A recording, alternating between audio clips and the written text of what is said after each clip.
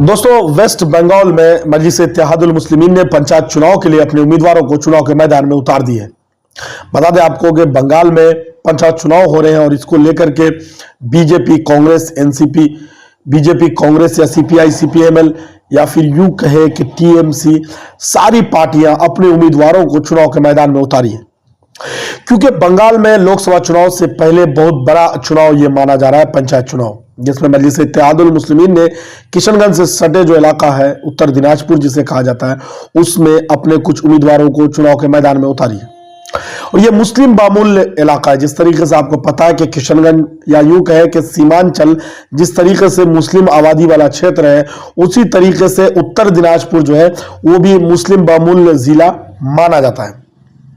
और आपको बता दें दोस्तों कि वहां के सांसद और वहां के विधायक जो है ज्यादातर मुस्लिम लोग ही जीत करके आते हैं और मुस्लिमों का ही दबदबा होता है। वहां मजलिस-ए-इत्तेहादुल मुस्लिमीन ने अपने 11 उम्मीदवार को चुनाव के मैदान में उतारा है। लेकिन इससे सबसे ज्यादा अगर किसी को धक्का लगा है तो वो है तृणमूल कांग्रेस, ममता दीदी जो कि सीएम है बंगाल के।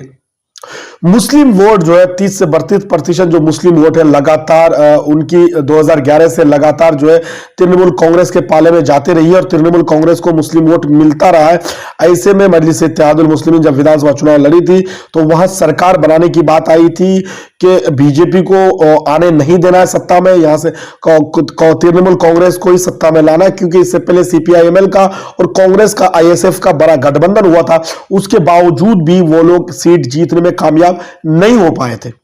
क्योंकि एक मिशन जो मुस्लिम वोट थे 30% जो मुस्लिम वोट था वो तमाम के तमाम टीएमसी के खाते में चली गई थी, टीएमसी को चले गया था, क्योंकि सरकार बनाने की बात वहां हो रही थी। अब जो पंचायत चुनाव है, इस नगर पंचायत चुनाव में ना कोई सरकार बनाने की बात हो रही है न बल्कि अपनी जो है मजबूती यानी यूं कहे कि अपनी क़यादत की बात हो रही है, अपनी रहनुमाई की बात हो रही है। अगर मजलिस-ए-इत्तेहादुल मुस्लिमीन के कुछ नुमाइंदे बंगाल के पंचायत चुनाव में जीत करके आते हैं तो यकीनन एआईएमआईएम जो है संगठन तौर पर जो है मजबूत होगी। और इसकी तैयारी उत्तर दिनाजपुर से बता दें आपको कि एआईएमआईएम मुर्शिदाबाद, उत्तर दिनाजपुर, आसानसोल बहुत सारे अजला है जहां चुनाव लड़ रही है। मैं पूरी रिपोर्ट तो हमारे पास मौजूद नहीं है, लेकिन हम खबर उत्तर दिनाजपुर की बता रहे हैं जहां से 11 उम्मीदवारों को चुनाव के मैदान में उतारा गया है।